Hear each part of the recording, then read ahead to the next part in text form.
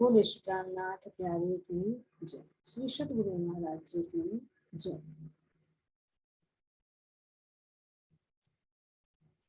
Mic on कर लो अपना, अपना माइक ऑन करके बोलो। हाँ जी, कर लिया। अब चलो, अब आई आवाज। परम धाम की रूह तुम सुन लो जटल कहानी, क्यों पिया प्यार बिसराया, माया की बनी दीवानी। परम धाम की रूह तुम सुन लो जटल कहानी, क्यों पिया प्यार बिसराया, माया की बनी दीवानी। वहाँ बैठ के मूल मिलावे में जो खेलता जो मांगा, सब भूल गई यहाँ के, वहाँ कोई पिया हमारे, सभी भूल गई यहाँ के, वहाँ कोई पिया हमारे, वहाँ कोई पिया रे। हमने खेल मांगा, धनी ने मना किया था, हमने खेल मांगा, धनी ने मना किया था। तुम भूलोगी मुझको, तुम भूलोगी मुझको, याद रहेगा न कुछ भी। परम धाम की रूह तुम सुन लो जटल कहानी, क्यों पिया प्यार बिसराया, माया की बनी दीवानी।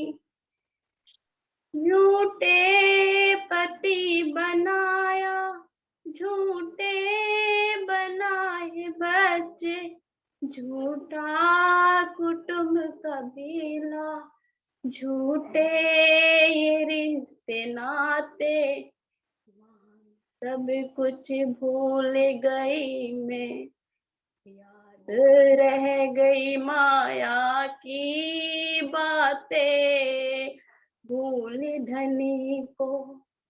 वहाँ बैठ के मूल मिलावे में जो खेल था जो मांगा, सब भूल गई यहाँ के, कोई पिया हमारे।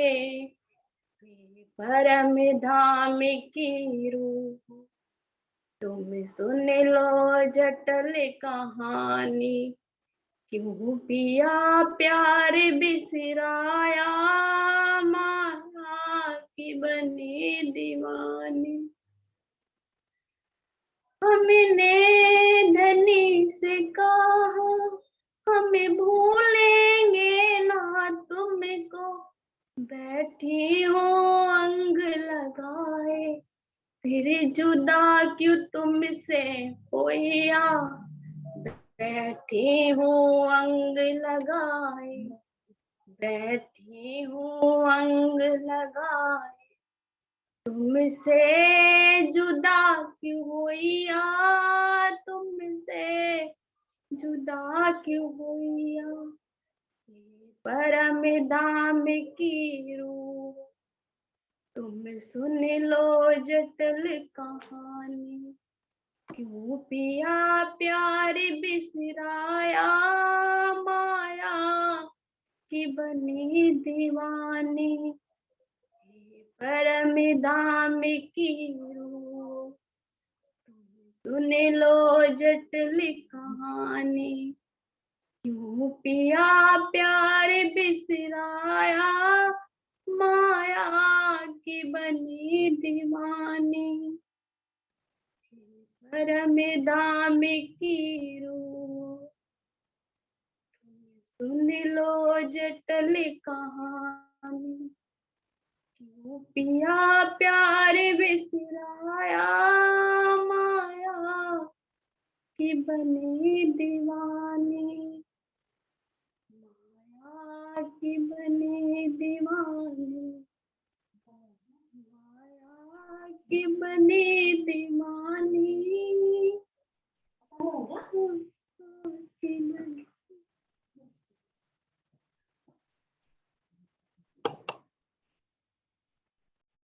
बोले श्री प्राणनाथ प्यारे की जय। श्री सदगुरु महाराज जी की जय। चलिए सुंदर साथ जी, ये किसी और की नहीं है, अपनी ही कहानी। जब अपने वतन को बिसराकर यहाँ माया में आवे तो उसी की अपनी कहानी ही बन गई सचमुच तो संसार में आकर। जी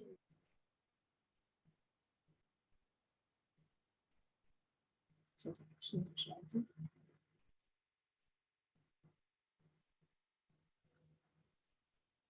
चलिए सुंदर साथ जी, अब हमारी लेते हैं वाणी। हमारा चला परिक्रमा ग्रंथ प्रकरण 2 की 11वीं चौपाई में। तो इस 11वीं चौपाई में महाराज जी क्या कह रही हैं कि एते दिन त्रिलोक होते बुध सुता, सो बुध जी बुध जागृत गई फटे पूरी। होता कल किसका दिखाया है? सौपन की बुद्धि,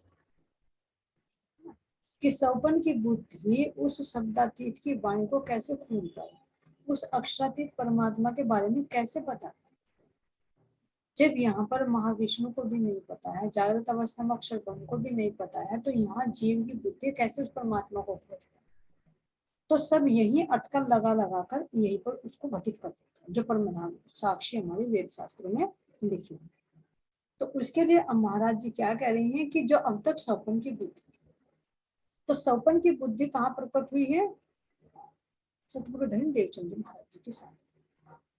तो कल भी वर्णन आता है 5 प्रकार की बुद्धियों का वर्णन, कि पहले है सौपन की बुद्धि, दूसरी है जागृति बुद्धि, तीसरी है मूल बुद्धि, चौथी है मूल बुद्धि और 5वीं है निज बुद्धि। तो सौपन की बुद्धि कौन सी है? सौपन की बुद्धि होती है नारायण की बुद्धि, यानी जो इस क्षर ब्रह्मांड के अंदर महाविष्णु है और उनका ज्ञान जो क्रिया करता रहता है, तो वहां से जो सौपन का ब्रह्मांड बना है, तो चाहे इनके अंदर 3 देवा है, चाहे कितने देवता है, चाहे जितने भी ऋषि महर्षि, सब के अंदर क्या बताइए? सौपन की बुद्धि, क्योंकि सौपन का ब्रह्मांड। इससे ऊपर आती है जागृत बुद्धि। तो ये जागृत बुद्धि किसकी है? ये अक्षर ब्रह्म की जागृत बुद्धि है, जो असराफिल फरिश्ता भी जिसको कहा। तो वो असराफिल फरिश्ता, ये जागृत बुद्धि कौन सी अक्षर ब्रह्म की? देखो कि जब ब्रज और रास की लीला हुई, तो वो कौन सी हुई? ब्रज की लीला हुई बिल्कुल सौपन अवस्था, और रास की लीला हुई सुषुप्ति अवस्था। लेकिन जब अक्षर ब्रह्म जागे, तो जागकर उन्होंने अपने चित्त में सम्मिलित किया ब्रज और रास को खंड कर। तो वो कितने कह रहे महाराज जी की वो बुद्धि जो थी कि धनी जी मेरे ध्यान तुम्हारे, बैठे बुद्ध जी बरस सहर सुचा, यानी 4000 वर्षों तक ये अक्षर ब्रह्म की बुद्धि धनी जी तुम्हारे ध्यान में बैठी रही। जी जी तो जी किस ध्यान में बैठी रही? यानी ब्रज रास की लीला में मग्न रही। जिस ब्रज रास को उसने अखंड किया था, उसमें क्या रही? वो उसके अंदर नहीं रही, तो वो ध्यान में बैठी रही। तो 4000 वर्षों तक धनी जी तुम्हारे ध्यान में बैठी रही है। फिर वही बुद्धि कहाँ पर आई? पहले ब्रज राज को अखंड कर लिया, और अखंड करने के बाद में फिर वो बुद्धि कहाँ पर प्रकट हुई? संसार में धनी देवचंद जी महाराज जी के अंदर, जिसने आकर यहाँ पर खोज की, उस परम सत्य की खोज की। जो अंदर ये विचार उठते रहते थे कि मैं कौन हूँ, मैं कहाँ से आऊँ, तो आत्मा के साथ में जागृत बुद्धि थी, क्योंकि ब्रह्म आत्माओं के साथ ही महाराज जी ने भेजे कि असराफिल जबराइल भेज दिए दो अमर निगहबानी की जो मेरे खास बंदों का। तो जो असराफिल और जबराइल है, रूहों के साथ में ही धामधनी ने भेजे, रखोबा बना के। तो वो जागृत बुद्धि ने यहाँ आकर खोज करनी शुरू कर दी। जो वेद शास्त्रों के अंदर के रहस्य निकलते थे, देखा बीतक साहिब के अंदर कितने रहस्य जो उनके गुरु के अंदर भी सवाल नहीं उठते थे, उनके अंदर उठते थे। तो सपन की बुद्धि कहाँ विचार कर सकती? इन गुफा रहस्यों पर। तो कोई विलक्षण बुद्धि है, वो जागृत बुद्धि है जो खोजती थी और खोज कर उनके रहस्यों को उजागर करती थी। जो भागवत का भी प्रसंग आता है तो उनके खुद सदगुरु जो कांजी भट्ट है खुद कहते थे कि ये भागवत तो सब सुनते, लेकिन जो रहस्य तुम्हारे से निकलते हैं हमारी दृष्टि क्यों नहीं पड़ती। और फिर उनकी प्रशंसा में क्या कहा कि ये जो श्रीमद् भागवत है तो बहुत विशाल वृक्ष है, इसके पत्ते पत्ते पर तुम फिरे हुए, यानी इसके एक एक चीज से वाकिफ हो तुम। तो क्यों? क्योंकि वो उनके अंदर जागृत बुद्धि क्रिया करती है। तो ये खोज करने वाली यहाँ पर ये जागृत बुद्धि। इससे ऊपर आती है जो तीसरी बुद्धि बताइए, ये बुद्धि कौन सी है? नूर बुद्धि। इस नूर बुद्धि के ऊपर ये तारतम्य मंत्र उतरा। उस राज्य महाराज जी के साथ में ही वो नूर बुद्धि आई। उस नूर बुद्धि ने तारतम्य मंत्र प्रदान किया धनी देवचंद जी महाराज जी। और उन्हीं के साथ में फिर कौन सी आती है? मूल बुद्धि। मूल बुद्धि किसकी है? आत्माओं की अपनी बुद्धि, क्योंकि परमधाम में जब राज्य की है तो ब्रह्म आत्माओं की भी है, तो वो आत्माओं की अपनी मूल बुद्धि। और 5वें नंबर की आती है अपनी निज बुद्धि, जो पर आत्म के अंदर कार्य करती है। तो पर आत्म के सारे अंतकरण पता ही कि जो राज्य के हैं वही पर आत्म के, तो वो कौन सी है? हमारी निज बुद्धि। बुद्ध मूल वतन परम धाम की जो मूल बुद्धि को लेकर इंद्रावती सखी यहाँ पर प्रकट हुई और उनके अंदर भी राज्य महाराज जी का गया। इंद्रावती ने कहा कि ये वाणी मैंने इंद्रावती की गाई हुई नहीं, ये महाराज की गाई हुई नहीं, ये तो स्वयं राज्य महाराज जी के हृदय से प्रकट हुआ गया जी। तो ये 5 प्रकार की बुद्धि है। तो पहले कल जो बताया वर्णन क्या है, तो कौन सी बुद्धि का वर्णन हुआ है? सौपन की बुद्धि का। उसका विस्तार करके बताया कि सौपन की बुद्धि किस तरह से यहाँ पर परमात्मा के जो, तो परमात्मा के अंदर जो ज्ञान निहित है वो ज्ञान यहाँ पर प्रकट हुआ है ना। तो ये किससे प्रकट हुआ है? ये जो वर्णन किया है ये 5 प्रकार की बुद्धि है।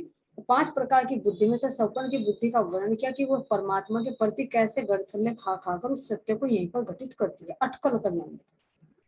और दूसरा बता रहे हैं जागृत बुद्धि का। तो महाराज जी क्या कह रहे हैं कि एते दिन त्रिलोक में हुती बुद्ध सुपन, सो बुद्ध जी बुद्ध जागृत ले प्रकटे पूरी नूतन। तो आज दिन तक इस ब्रह्मांड में मात्र सौपन की बुद्धि थी। सबसे पहले सतगुरु धनी श्री देवचंद जी जागृत बुद्धि का ज्ञान लेकर नवतन भूमि में प्रकट।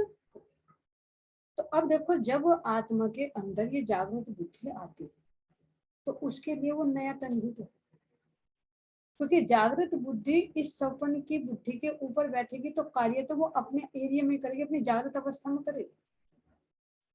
वो ये थोड़े कि मतलब यहाँ पर आकर जीव की अवस्था में कार्य करेगी। तो किस अवस्था में कार्य करेगी? वो आत्मा की दृष्टि से कार्य करेगी। तो इसलिए उसको क्या कह रहे हैं कि वो निज नवतन पुरुष है ना। नवतन यानी आत्मा को जो नया तन प्राप्त होता है उस नव तन के अंदर ही वो जागृत बुद्धि कार्य करती है। तो उसकी सारी क्रियाएं ही नहीं हो जाती है, सौपन का ब्रह्मांड ये हट जाता है। तो क्या कह रहे हैं? अब ये कह रहे हैं त्रिलोक में। तो त्रिलोक में कौन सा सुंदर साथ बताएगा कि त्रिलोक क्यों कहा गया है? कौन सा सुंदर साथ बताएगा त्रिलोक?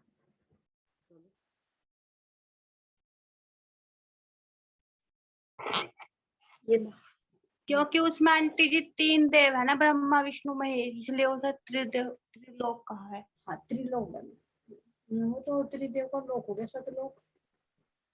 त्रिलोक किसके लिए आया है? ये इसके लिए आया ना, जैसे एक तो हो गया पाताल लोक, एक हो गया पृथ्वी लोक, एक हो गया स्वर्ग लोक। जो 14 लोक है ना, तो 14 लोगों को संक्षिप्त रूप में बहुत शॉर्ट रूप में 3 लोक थे। नीचे के लोगों को पाताल, यहाँ के को पृथ्वी लोक जिसको भूलोक कहा, और ऊपर के 6 लोगों को स्वर्ग। तो इसलिए इनमें इन सब के अंदर क्या थी? सौपन की बुद्धि। तो इसलिए कहें कि एते दिन त्रिलोक में, जब से सृष्टि बनी और अब तक, जब तक महामंत्री श्री प्राणनाथ जी प्रकट हुए तब तक कह रहे हैं सौपन की बुद्धि कार्य कर रही थी। लेकिन अब धनी सतगुरु महाराज जी की कृपा से धनी देवचंद जी महाराज जी के अंदर वो बुद्धि प्रकट हुई है। अब क्या कह रहे हैं? अब सो साहेब आइया सब सृष्ट करी निर्मल, मोह अहंकार उड़ाए के देसी सुख नीचा, अब सो साहेब आज्ञा, सब सृष्ट करी। तो एक तो है देखो बुध अवतार, जो जागृत बुद्धि आई, लेकिन जब इंद्रावती जी प्रकट हुई प्राणनाथ जी के रूप में, महामती जी के रूप में, तो जागृत बुद्धि के ऊपर कौन सी परम धाम की वो नूर बुद्धि भी आई। जी जी परम धाम की इंद्रावती की निज बुद्धि भी आई, है ना, पांचों शक्ति, जी आत्मा दुलिन, धनी का जोश, नूर, हुकुम और बुध मूल, मूल वतन की अपनी निज बुद्धि, यानी पर आत्म की बुद्धि भी, आत्म की बुद्धि भी, और नूर बुद्धि यानी अक्षर की बुद्धि। तो ये सारी बुद्धि धनी देवचंद जी के अंदर तो आई जागृत बुद्धि, लेकिन ये बुद्धि जो आई, कह रहे कि तारतम का बल पाकर जब अक्षर ब्रह्म की जागृत बुद्धि भी महामती कहलाई। तो वो परम धाम की निज बुद्धि का जब प्रकाश आया अक्षर ब्रह्म की जागृत बुद्धि पर, तो तब वो महामती कहलाई। तो वो निज बुद्धि जो है, कह रहे हैं कि वो जो जागृत बुद्धि है, ये धनी देवचंद जी महाराज जी के अंदर भी रही, और सतगुरु महामती श्री प्राणनाथ जी के अंदर, यानी इंद्रावती जी के हृदय में बैठकर भी इसने कार्य किया।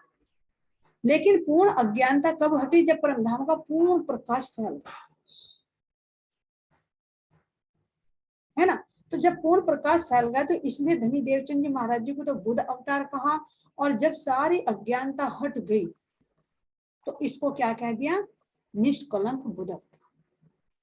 है अक्षर ब्रह्म की बुद्धि, लेकिन यही बुद्धि दो रूपों में, दो भाव से कहलाई, कि धनी देवचंद जी महाराज जी के अंदर ये बुध मूल वतन यानी बुध अवतार कहलाए, और जो धनी देवचंद प्राणनाथ जी महाराज जी के अंदर आए, तो ये बुद्धि कौन सी कहलाए? निष्कलंक बुध अवतार, यानी निष्कलंक, कोई भी अज्ञानता नहीं है, पूर्ण जागने का प्रकाश भी फैल गया। तो जब ये पूर्ण प्रकाश फैल गया, तो बुध अवतार में धनी देवचंद जी हुए, और निष्कलंक बुध अवतार में महामती श्री प्राणनाथ जी। तो प्राणनाथ जी इंद्रावती सखी को किसको संकेत दे रही है? कि जब पूर्ण हम परमात्मा अपनी निज बुद्धि के साथ में यहाँ पर प्रकट हुए, तो उनको कह रही हैं कि अब सो साहेब आ गया, जो सब साहिबों का साहिब है, जो अक्षरातीत है, जो धाम धनी, जो हमारे प्राण प्रियतम है, तो वे साहेब अब प्रकट हो गए, सब सृष्टि करेंगे। उन्होंने सारी सृष्टियों को निर्मल कर दिया। किस सृष्टि को? 3 प्रकार की सृष्टि। कौन कौन सी सृष्टि है? जीव सृष्टि, ईश्वर ब्रह्म सृष्टि। तो ये तीनों में से जो देखते हैं कि ईश्वर सृष्टि और ब्रह्म सृष्टि, ये तो निर्मल है ही ऑलरेडी। हाँ जी। और अगर जीव को देखते हैं तो जीव भी अपने मूल में निर्मल है, लेकिन इन इंद्रियों के साथ में लगकर वो विकारी हो जाता है। जी जी। तो पहले तो ये जीव ही इन इंद्रियों के साथ में विकारित हुआ, फिर इसके ऊपर जो ईश्वर सृष्टि बैठी, वो भी अपने ज्ञान को भूलकर इसी को देखने में लीन हो गई। इसके ऊपर जो परम धाम की सूरता बैठी, वो भी अपने आप को भूल गई और इसी को देखने में मग्न हो गई। तो तीनों सृष्टि क्या कह रही है? जब इसको देखने में एक रूप हो गई, तो सतगुरु महाराज जी ने, राज्य महाराज जी ने सतगुरु के रूप में पधार कर इन तीनों का निरूपण करके दिखा। तो तीनों को कह रहे हैं कि तीनों की राह भी बताई, तीनों की पहचान भी बताई, तीनों का स्वभाव भी बताया, तीनों का मुक्ति धाम भी बताया कि कहाँ कहाँ पर उनका धाम है, कहाँ से आई है, कहाँ में जाएंगे और कैसे जाएंगे, है ना। इनका वर्णन कतेव ग्रंथों में भी है। जो खासल खास रूहों को कहा, और खास किसको कहा? ईश्वर सृष्टि को। और आम खलक किसको कहा? जीव सृष्टि को, है ना। तो ये तीनों सृष्टियों का संकेत हर ग्रंथों के अंदर मिलता है। तो लेकिन अब तक छिपा हुआ था, पहचान नहीं कर पाई थी कि आखिर 3 सृष्टि है तो है कैसे। तो इनका खुलासा सतगुरु महाराज जी ने ही किया है, खुद राज्य महाराज जी ने प्रकट होकर किया है। तो तीनों सृष्टियों को निर्मल किया, यानी अपनी अपनी पहचान कराई। और जीव भी जो इस शरीर के साथ मिलकर विकारित हो रहा था, तो उसको भी इन विकारों से अलग किया, उसको भी दृष्टा भाव में लिया। तो तीनों सृष्टियों को निर्मल किया, तीनों का खुलासा। मोह अहंकार उड़ाए के देसी सुख नीचा। मोह अहंकार उड़ाए, यानी अंदर से मोह और अहंकार उड़ा दिया, और देसी सुख नेचर। फिर क्या करें कि मोह अहंकार को नष्ट करके अखंड सुख दे। अब ये विचारो कि मोह अहंकार कैसे उड़ेगा।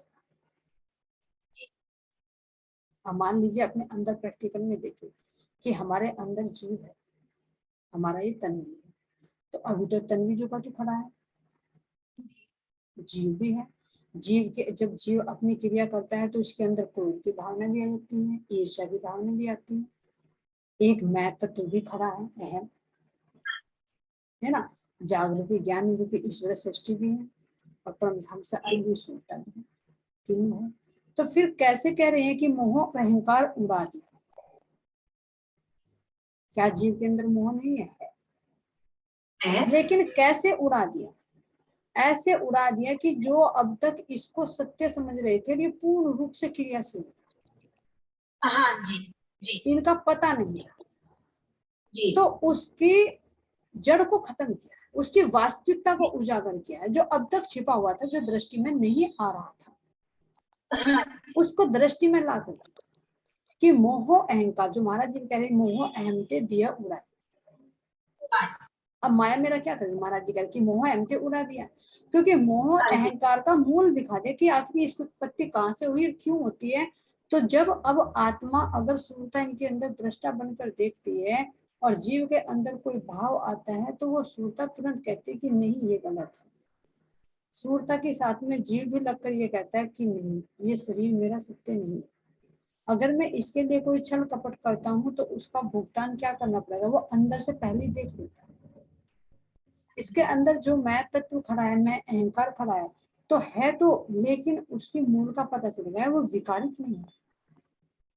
जब तक सृष्टि है जब तक तो चल रहा है, क्रिया कर रहा है, लेकिन वो अज्ञानता का बीज नहीं बोलता, वो आगे के लिए नहीं बढ़ता। तो इसीलिए कह रहे हैं कि इस मोह और अहंकार को उड़ा दिया, जो अज्ञानता में मोह तत्व बना हुआ था, जो नींद बनी हुई थी, जो इस नींद में एक अपना स्वरूप खड़ा हुआ था कि आत्मा भी ये कह रही थी कि मैं योग हूँ, हाँ जी शरीर से संबंध जोड़कर मैं योग हूँ। ये भी नहीं पता था कि चेतना क्या है, अहंकार क्या है, मोह क्या है, कुछ नहीं पता था। लेकिन अब इन चीजों को दिखाना होगा। अगर क्रोध भी उत्पन्न होता है तो अंदर सुरता देखती है कि जीव के अंदर क्रोध आता है, इसकी उत्पत्ति क्यों हुई। जी जी जी। अरे गलती दूसरे ने करी और उसकी सजा में अपने आप को देख रही, गलती तो दूसरे की, क्रोध मैं कर रही हूँ तो नुकसान तो मेरा ही है क्रोध में। हाँ जी भाई मेरे ही तो अंदर का वो बल है जो वेस्ट जाएगा जो मैं क्रोध कर रही, तो दूसरे की गलती को खुद को सजा देना ही क्या है, वो अज्ञानता ही तो उसको अगर आता भी है तो सूरता अंदर से देखती है और फिर उसका धीरे धीरे धीरे धीरे धीरे धीरे उसका बल कम होने लगता है और आखिर में जीव भी निर्मल हो जाता है। जी जी। महाराज जी कह रहे फिर वो इसको परवाह नहीं करता। तो मोह अहंकार उड़ाए के देसी सुख, और फिर जब सृष्टि का लय किया जाएगा तो ये जब इसका मौत तत्व पहले ही खत्म हो गया, भाई रह तो रहा है लेकिन अंदर से जो जुड़ाव था वो जुड़ाव तो नहीं है। ये तो देखो प्रैक्टिकल की चीजें किसी को दिखा तो नहीं सकती, जो अंदर से कनेक्शन जुड़ा हुआ था मोह का अहंकार का वो तो नहीं रहा ना ना जी अब नहीं। तो जब ये शरीर छूटेगा तो क्या हमारी वृत्ति क्या ये कहेगी कि ये घर मेरा है? क्यों? क्योंकि उसे पता चल गया कि मेरा नहीं है, एक दिन लय होगा। तो इसी जब इसकी वास्तविकता का पता चलता है तो तब कह रहे हैं कि मोह अहंकार को उड़ा दिया गया। तो मोह अहंकार उड़ाए के देसी सुख नीचे। फिर क्या करेंगे, जब अखंड बहिष्ठ में हम पहुंचेंगे तो वहां पर अखंड बहिष्ठों का सुख प्राप्त होगा, जो अखंड है। तो ये किससे संभव हुआ? देखो अब तक जितने भी अवतार हुए क्या किसी ने पूर्ण बहिष्ठ दी जी? वो ज्यादा से ज्यादा कहाँ तक पहुंचते थे? वैकुंठ में जो 4 मुक्ति था, मुक्ति सालोक्य, सामीप्य, सारूप्य और सायुज्य। तो बेहद में भी सायुज्य मुक्ति वाले ही जाते, बाकी तो नारायण तक ही रहते। और फिर भी अब जो उनसे भी ऊपर के अखंड सुख है, ब्रज का सुख है, रास का सुख है ना,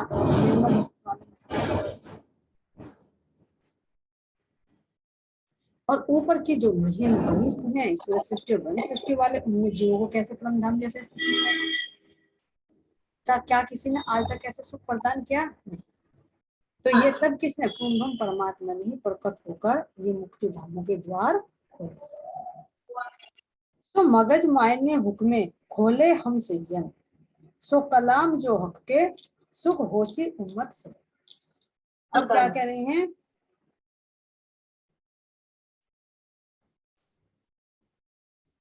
कि अब धामधनी अपने आदेश से सभी धर्म ग्रंथों के गूढ़ अर्थों को हम आत्माओं से प्रकाशित कराया। देखो धामधनी भी कुछ करे कि अपने आप ना खोलकर हम रूप से खोला। तो ये पहले सर्वप्रथम राज्य महाराज जी ने शोभा किसको दी? श्री सुंदरबाई सखी, सुंदरबाई को दी, है ना। सारे वेदों के रहस्य, भागवत के एक एक रहस्य खुलवाए। तो खोलने वाले कौन थे? खोलने वाले तो राज्य महाराज जी थे, लेकिन शोभा किसको दी? सुंदरबाई सखी को, श्री श्यामा जी। फिर उनसे भी वे भी खुद कह रहे इंद्रावती सखी कि ये जागने की शोभा खुद सुंदरबाई खोल सकती थी, कर सकती थी जागने, है ना। कह रहे महाराज जी को कि सुंदरबाई देखिए दिल के दीदो माई ब्रज रास धाम की, पर जागने की सुध नहीं।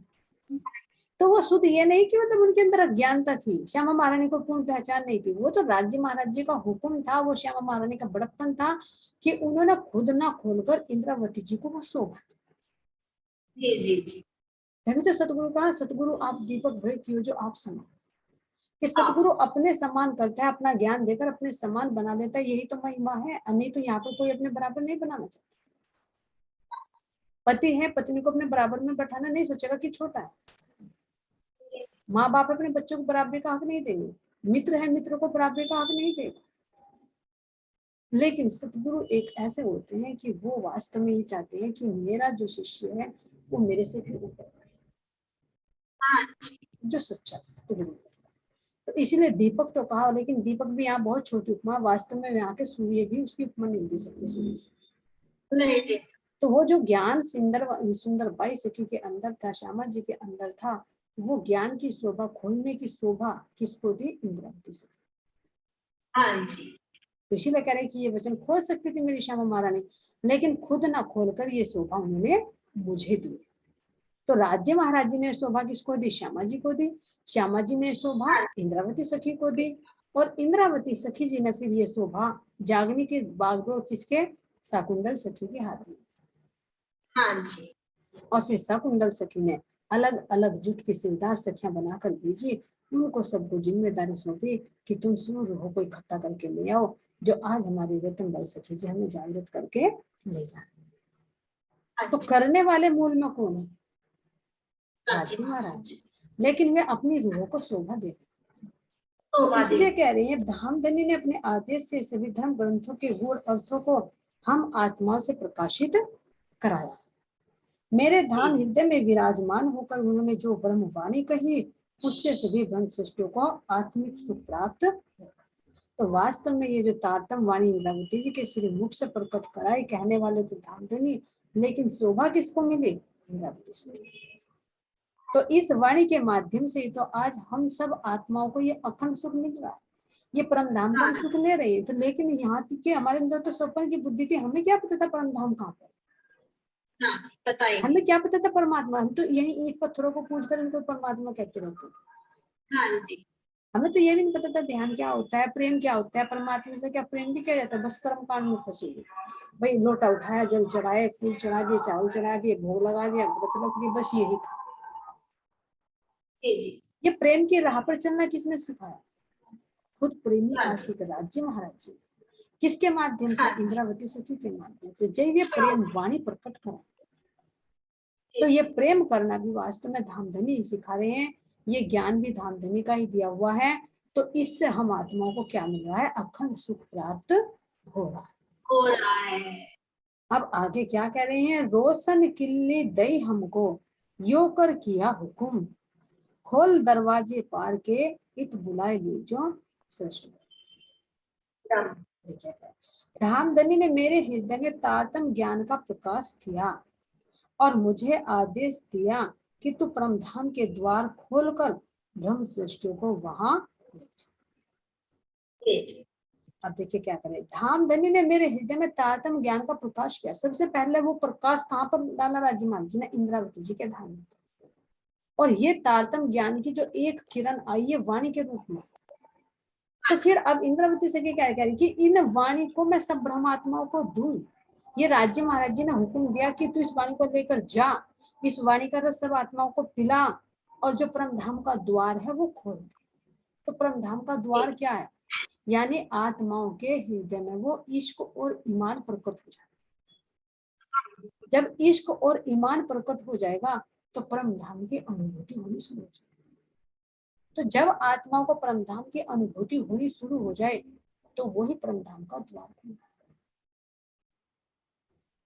उसमें चाहे तुम्हें अपने तन का पता रहे या ना पता रहे, बुद्धि कार्य करे या ना करे, लेकिन यहाँ से सुनने की स्थिति बनेगी और आत्मा अपने परमात्मा के प्रेम में वो एक रूप हो जाएगी, चाहे वो क्षणिक ही क्यों ना। तो जब आत्मा को ऐसी अनुभूति होनी शुरू हो जाए तो समझ लो परम धाम का द्वार। तो ये तो एक अनुभूति की चीज है, ये किसी को दिखाई नहीं जा सकती, कहकर बताई नहीं जा सकती, केवल वो ही आत्मा अनुभव करती है जिसके साथ में घटित होती है। वो तो वही रूह जानती है कि तेरी स्थिति कहाँ तक है, या फिर जो पहुंचा हुआ है वो जान सकता है कि वो दूसरी आत्मा कहाँ तक पहुंच रही है। अगर मान लीजिए मैं इस संसार में बैठी हूँ तो मुझे क्या पता दूसरी रूह परमधाम पहुंच रही है नहीं पहुंच रही, तो मैं क्यों झूठे दावे करूं कि भाई वो परमधाम में पहुंच गई या वो परमधाम में नहीं पहुंची। वो तो जो उस लक्ष्य तक पहुंच गया वो बता सकता है कि आने वाला सुंदर साथ किस रास्ते तक कहाँ तक आएगा, किससे, वो भी उसके लक्ष्यों में से थोड़ा सा संकेत दे सकता है जिसके अंदर वो प्रकाश है। तो इसीलिए तो हमारे सुंदर भाई सखी धनी देवचंद जी महाराज जी हर आत्माओं को पहचान लेते कि परमधाम की वासना है, तुरंत बता देते थे। तो जिसके पास वो प्रकाश है धामधनी का दिया हुआ, तो उसी प्रकाश के माध्यम से ही आत्माओं के लिए परमधाम का द्वार खोजे। तो ये हुक्म किसको दिया? ये श्यामा महारानी को दिया और हमारी इंद्रावती सखी को दिया कि तुम सब रूहों को ये तारतम वाणी का रस पिलाओ और उनके लिए परमधाम का द्वार खोलो। अब आगे क्या कह रही हैं? ब्रह्म सृष्टि जाहिर करूं कर सी लीला रोशन, अखंड धनी इत आय के किया जाहिर मूल वतन। अब धामधनी की महिमा इसमें बताते हुए क्या कह रही है हमारी इंद्रावती सखी जी? अब मैं तारतम वाणी से ब्रह्म सृष्टियों को उजागर करना चाहती हूँ। देखो ब्रह्म सृष्टि भी तो तारतम वाणी से उजागर हुई। जब आत्मा के अंदर ये प्रकाश हुआ, ये वाणी सुन, तो कह रही कि ब्रह्म सृष्टि की क्या पहचान होगी कि वे एक शब्द सुनते दौड़ी चले। हाँ जी। तो तभी तो पहचान हुई कि जैसे जैसे ब्रह्म सृष्टि शब्द सुनेंगे, इस वाणी को सुनेंगे, तो तुरंत वे कुर्बानी के लिए दौड़ पड़ेंगे। तो यही तो पहचान है। तो इस तारतम वाणी के प्रकाश से ब्रह्म सृष्टियों की पहचान होगी, उनकी चलने का पता चलेगा, उनके व्यवहार का पता चलेगा, उनके खोज का पता चलेगा कि वे कितनी खोज कर रहे हैं। वे अपने धन को कैसे खोजते हैं। बहुत सारे लक्षण दिए कि पीछे कि ब्रह्म सृष्टि का आहार निर्गुण, आहार भी निर्गुण, उनका रहन सहन भी निर्गुण, सब रहवे निर्गुण होके आहार भी निर्गुण, साफ दिल स्वभाव कबू न दिखावे की, किसी के हृदय को नहीं दिखाती। फिर ये भी कह रहे कि कयामत के आने तक उनके हाथ से ग्रंथ नहीं छूटते। क्यों नहीं छूटते? क्योंकि वो कयामत के दिन को खोजती रहती है, अपने धामधनी को खोजती रहती है, अपने प्रेम को खोजती रहती है। उनकी खोज ये कभी समाप्त होती ही नहीं। तो ये क्या है? इस तारतम वाणी का प्रकाश जब फैला तो इसी से ब्रह्म सृष्टियों की पहचान हुई। जो ब्रह्म सृष्टि है वे इस वाणी को ले लेंगे, इसको ग्रहण करेंगे, इस पर चंदन बनाएंगे, और जो जीव सृष्टि है वो इससे अलग हो सके। तो क्या करें? मैं तारतम वाणी से ब्रह्म सृष्टियों को उजागर करना चाहती हूँ जो परमधाम की लीला को संसार में प्रकाशित करेंगी। तो जब पहले ब्रह्म आत्माएं खुद जागृत होंगी, परमधाम का अनुभव करेंगे, तो फिर वही तो परमधाम की इन लीलाओं को संसार में प्रकट करेंगे। हाँ जी। तो ये ब्रह्म सृष्टियों के माध्यम से ही तो संभव हो रहा है कि परमधाम के एक एक जर्रे जर्रे को देख रहे हैं। और उनके मूल में करने वाले कौन से हैं? राज्य महाराज जी। शोभा दी आत्मा है ना। एक चौपाई में कह रहे कि कालभूत को शोभा, कालभूत माने 5 तत्वों का तन। ये यहाँ की बुद्धि सौपन की बुद्धि है, क्या अखंड परमधाम का वर्णन कर सकती थी? तो ये तो राज्य महाराज जी ने अपना प्रकाश आत्मा पर दिया, आत्माओं ने अपना प्रकाश फिर वो जागृत बुद्धि पर आया, जागृत बुद्धि से फिर यहाँ की बुद्धि पर आया, और तब इन मुखों के माध्यम से ये वाणी प्रकट हो रही। तो क्या कह रही है, परम धाम की लीला को संसार में प्रकाशित करेंगे। धाम धनी ने इस संसार में आकर हमें मूल घर परम धाम की पहचान करा दी।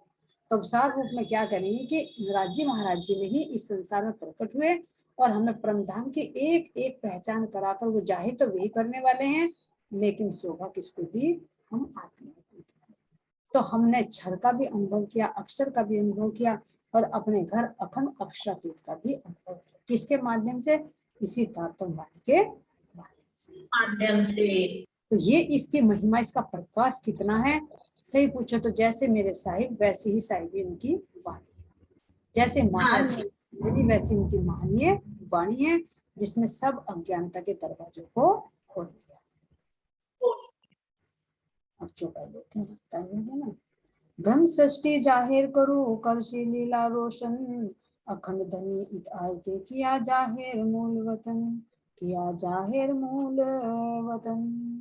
बोले श्री प्राणनाथ प्यारे की जय, श्री सद्गुरु महाराज की जय, श्री पन्ना धाम की जय, रामधन जी महाराज की जय, सुंदर साथ की जय।